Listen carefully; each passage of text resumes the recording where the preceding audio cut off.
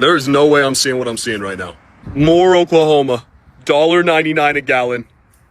Unbelievable. I can't believe my eyes right now. Gasoline is now under $2.50 a gallon in much of the country. In some states, it, by the way, just hit $1.99 a gallon. And within the next 12 months, we will have opened 1,600 new electrical generating plants. A record. Prices on electricity and everything else will fall dramatically. Gas prices are dropping and I'm not complaining. Look at that right there. That is crazy. You know how long it's been since I've seen a $30 type of fill up on this shit? Like, what the? There is absolutely no way all of us are watching the same thing and not asking questions. Every other clip right now is someone standing at a gas pump, filming the numbers, shaking their head like they just spotted a unicorn. $something gas, $2 gas, people calling it a miracle, a blessing, a political win, proof that everything is back. And I get it, when you've been paying $3, $4, sometimes $5 a gallon, seeing numbers like that feels unreal. It feels nostalgic. It feels like the early 2000s.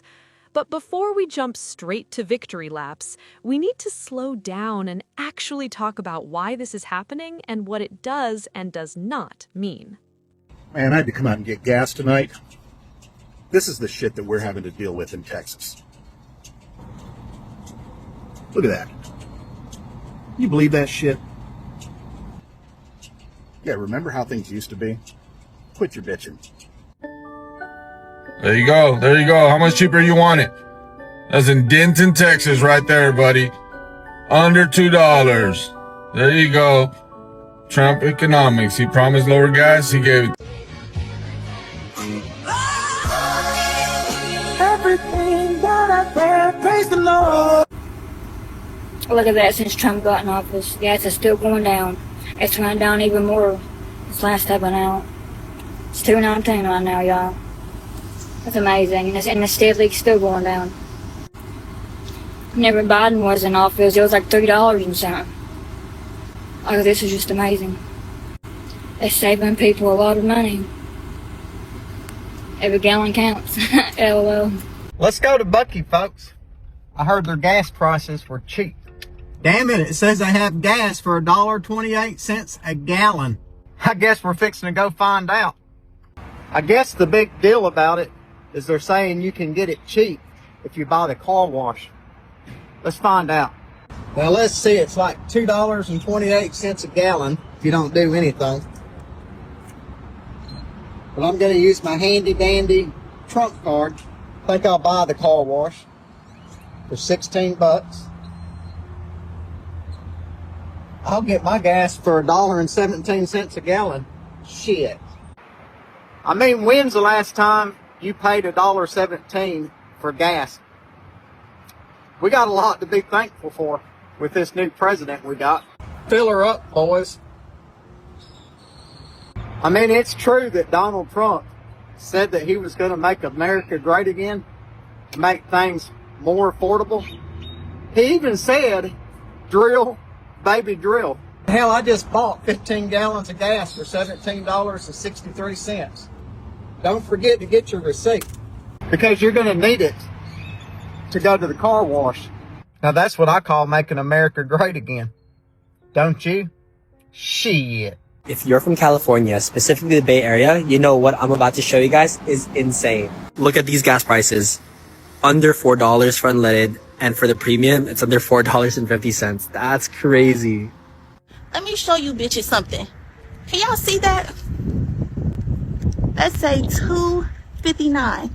Gas prices are way down. Thanks to who? My president of the USA, because under Sleepy Joe Biden and Kamala Harris, gas was almost $3. You feel me? Clock it. Now, I ain't seen the gas. $1, let's just call it $1.83.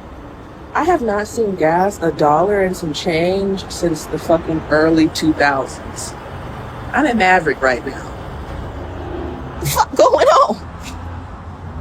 What the hell going on? No cap, I thought everybody was lying about the gas prices out here. Check this.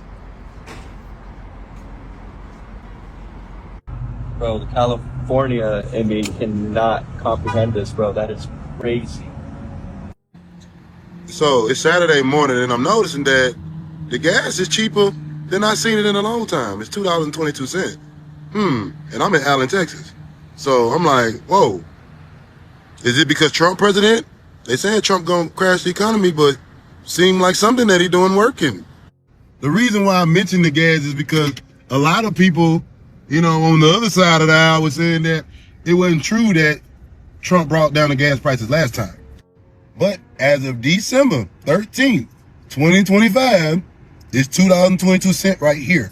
I wonder if he can get it under $1. If he can get it under $1, I would love to see how the Democrats gonna try to spin it and make it seem like it's something that they did. They probably won't even have the decency to even congratulate whatever that he's done in order to get these prices down. And I can't wait to see if he can get it down under $1.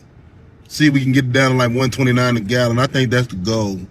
But with that being said, what y'all think? Let me know. Well. Back at the gas station, pumping gas. See that? $2.23. That's for regular unleaded. Now I'm going to show you what the price is for unleaded plus and premium here. Trump's policies are working. Because they don't have anything to do with fuel prices. Well, a little bit of pressure does help. He's going to go down in history as one of the best presidents. All right, folks, let's take a look at this.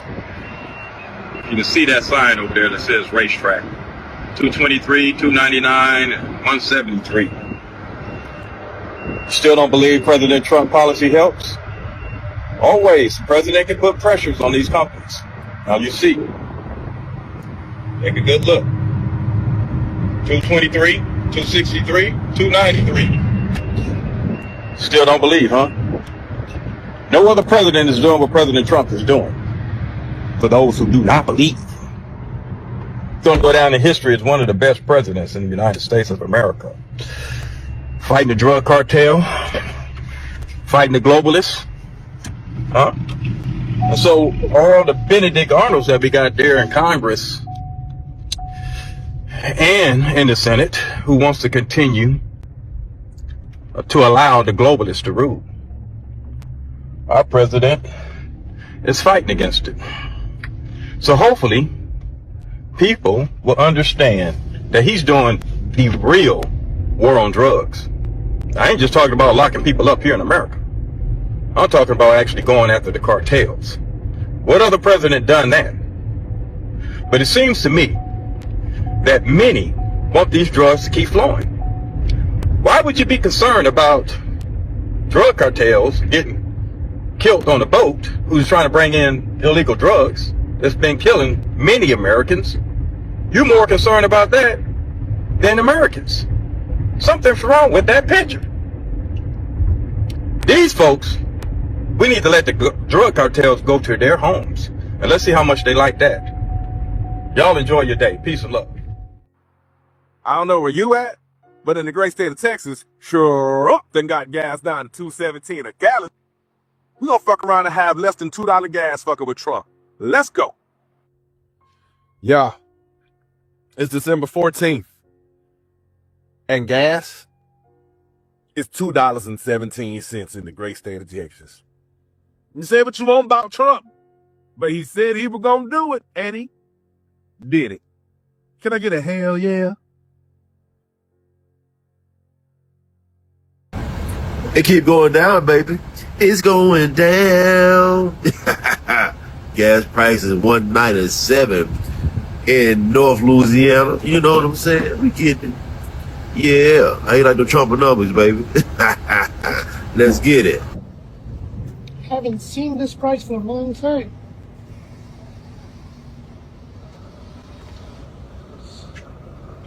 Filling my truck all the way to the top. I can afford it. Remember when I told y'all that Donald Trump will put the gas down? Well, it did happen. I'm out here in Southern Illinois. crazy. We love this. We haven't seen this since the early 2000s. Oh, baby. Oh. December 9th, getting gas. And I know people want to still bitch about how high gas prices are, but literally I'm getting it for $2.39. That might be a little backwards, but it's $2.39. I just don't understand. You guys consistently just try to improve how uneducated you are. And you do a really good job at it because you refuse to go and do your own research. You refuse to tell the truth. But literally, again, $2.39. $2.39. In case you missed it, it's $2.39. Good God. What we are also not talking about is the fact that Indiana has a total of 72-cent state and federal tax on top of our normal gas. So you take that away, we are automatically now down into the dollar, what would that be, $1.70s. Crazy. But we got to pay taxes, right? They got to continuously steal from us no matter where it's at. We got to pay a tax. That's a whole nother fucking story. But $2.39, still a fucking deal. Stop lying to people. So I don't know if you've noticed, but gas has been pretty cheap recently, and it's actually due to the collapse of the world's largest cartel. Let's talk about how that happened. So in order to understand the situation, we're going to have to understand how the global oil market works. So there are two main players we're going to talk about. One is OPEC, or OPEC Plus, which is the aforementioned cartel we were talking about. They're the world's largest cartel, and they control oil prices. They are an organization made up of many countries, including Saudi Arabia, Russia, and a bunch of others. But Russia and Saudi Arabia are the two countries of note that we're going to discuss. They together control about half of the global market for oil. Now, their main competitor is the United States, who control 20% of the global oil market. So the way this market works is OPEC comes together to collude to set the price of oil. And the way they do this is by influencing supply. So as supply goes up, prices go down. And as supply goes down, prices go up. And so they effectively decide how much oil to produce amongst themselves, which allows them to set the price. So in response to this, the USA either increases or decreases oil production, because the US needs a specific price to produce at. If the price is below about $70 per barrel, the United States cannot produce profitably enough to increase oil supply on their own. If the price gets above $70, then the United States can produce oil at a profitable enough rate that they increase production. And so it's this game of cat and mouse where OPEC tries to keep prices high, but not high enough that the US starts pumping out oil. So that's how the market works. Now let's set the stage for how this system began to collapse. Saudi Arabia, 2016, realized that oil is not a renewable energy source, and 50% of their GDP at the time came from oil. And so they realized that in order to remain profitable and dominant, they were going to need to diversify away from oil. And as such, they launched a project called Vision 2030, which was a project to invest in a bunch of other industries to strengthen their economy and diversify away from oil. So they've since invested in things like tourism, real estate, renewable energy, EVs, etc. Any new tech, they've invested in it. And in order to fund all this investment, they need a high oil price. But again, not high enough that the US can pump out oil. And so, starting in around 2016, they started trying to keep the price at about 69.5-ish dollars per barrel. So, here's a little timeline with prices on the y-axis and time on the x-axis. This right here is the USA, we'll call it the USA money line, where if the price gets above this, threshold, then the United States starts to increase production. And while it's below, production remains the same or decreases. Again, it's about $70 per barrel. So in 2016, Vision 2030 is launched, and the price of oil is right about here, floating between $30 and $50 per barrel. Over the next couple of years, the price is raised to right beneath that threshold, and it stays generally about here until 2020. Now, this isn't really relevant to the video. I might make a video about this later, but the price during COVID crashed so much because no one was driving that the oil price actually became negative for a little bit. So if you want me to make a video on that, let me know, because that's a whole nother interesting topic. But it rebounded pretty quickly and got back up to around this threshold. Now, in 2022, something interesting happened, or tragic but interesting for this market, and that was the Ukraine war broke out. Now, Russia obviously was the country that went to war with Ukraine, and Russia is a OPEC Plus member, and they produce a lot of oil.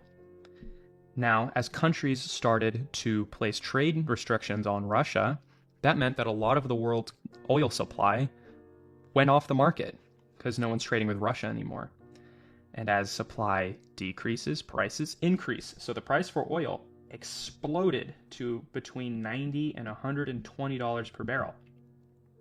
Now, in case you haven't noticed, we are well within the USA money threshold. And as such, the USA starts drilling. And they drill a lot. They drill so much that for a brief period, they became the world's leading producer of oil. Now, at the same time, Russia realizes we've got a war to fund. We can't afford to not sell oil to keep production low because a lot of our economy is based on oil as well. And so Russia breaks ranks from OPEC and starts dumping oil onto the market. Now that you've got the US rapidly increasing production and Russia rapidly dumping oil onto the market, the price tanks over the next couple of months, down to about here.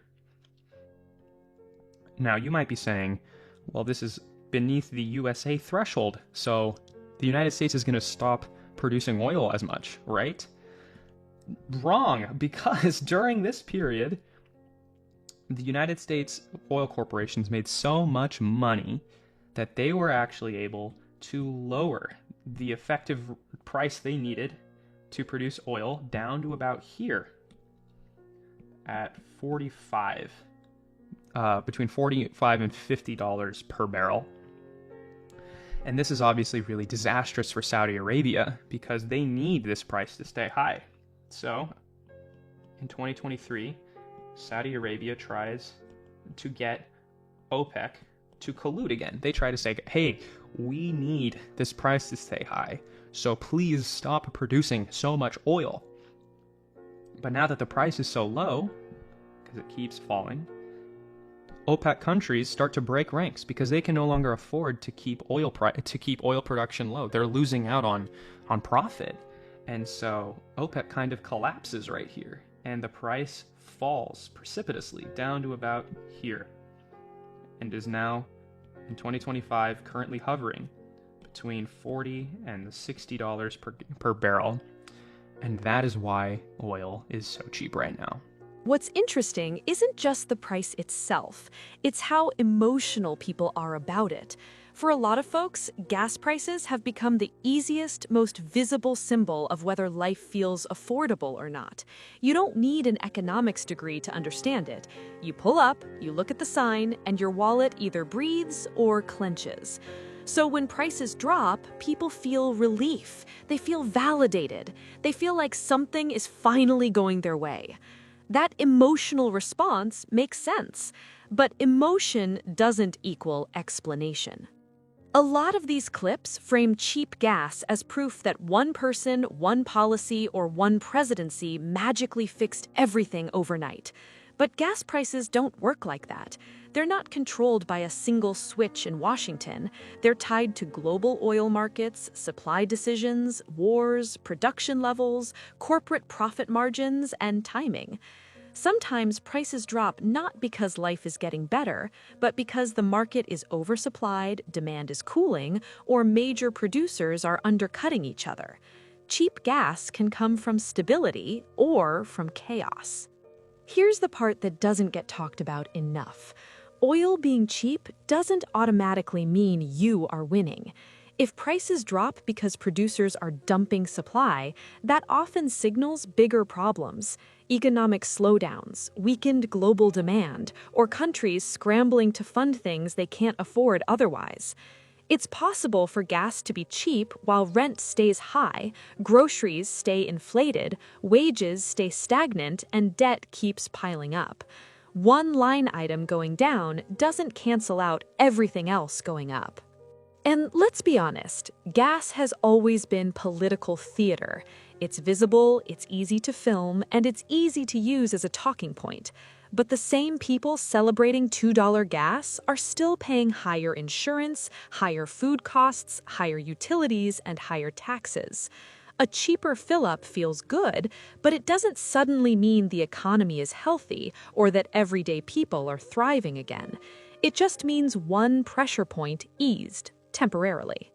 What also stands out is how badly people want this to be a sign that everything is turning around. That's not ignorance, that's exhaustion. People are tired of struggling. They're tired of being told to stop complaining. They're tired of feeling like affordability is a memory instead of a reality. So when something finally moves in the right direction, even slightly, people cling to it hard. That tells you more about how rough the last few years have been than it does about gas prices themselves. So, yeah, cheap gas is nice. Nobody is mad about saving money at the pump. Every gallon counts. But let's not confuse a temporary dip with a permanent fix. Let's not pretend one number on a sign means the system suddenly works again. Real affordability isn't just gas. It's housing, food, healthcare, wages, stability, and the ability to plan a future without constant financial anxiety. If this really is the start of a broader shift, people will feel it everywhere, not just at the gas station. Until then, it's okay to appreciate the relief without rewriting history or ignoring the bigger picture. Enjoy the cheaper fill-up. Just don't stop asking why it happened and who actually benefits when prices swing this hard. And I want to know what you think. Are these prices a sign of something real or just another moment that looks good on camera but doesn't change much long term? Drop your thoughts in the comments.